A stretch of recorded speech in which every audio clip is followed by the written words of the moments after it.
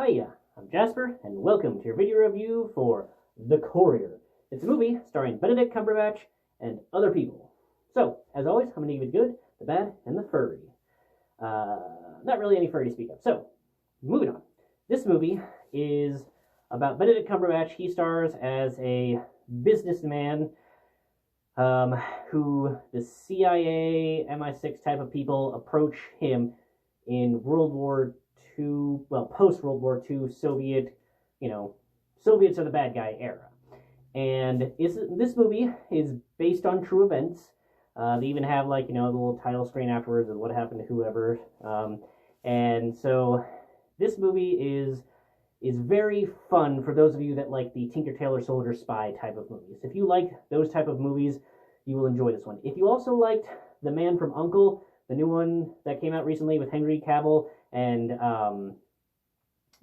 if you like those type of movies, then I think you will enjoy this one thoroughly, because you get to kind of see how the spycraft work and how it worked in the Soviet era and how they would make these meetings and develop these relationships. And Benedict Cumberbatch is a phenomenal actor. Everything that he's in, he acts really well and very believably, and it's fun to get to know the people behind what is relatively famous for a spy world thing, a relatively famous event for spies. And it's cool to see the characters behind it and how these things were actually accomplished, as opposed to just reading a report of oh, this person did this, it resulted in that, did the other thing. Yeah.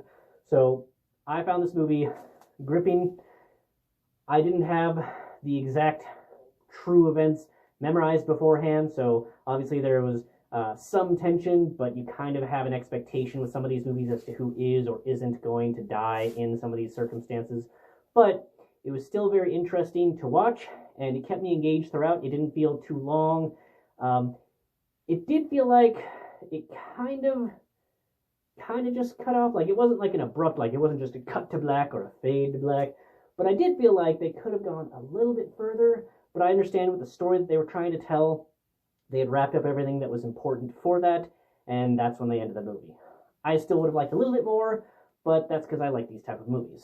So what I would say is that if you watch this movie, you're going to have a good time, unless you really, really hate any type of spy intrigue type movie. So I would say to go ahead and watch this one. You don't necessarily need to watch it on the biggest screen ever, because there's not a whole lot of CGI, whiz-bangs, or whatever. But it's still a fun time, and I think that you are going to have a good time if you watch this movie. That's all I have for this one. Thanks for coming. Thanks for watching. Hope to see you at the next one. Bye.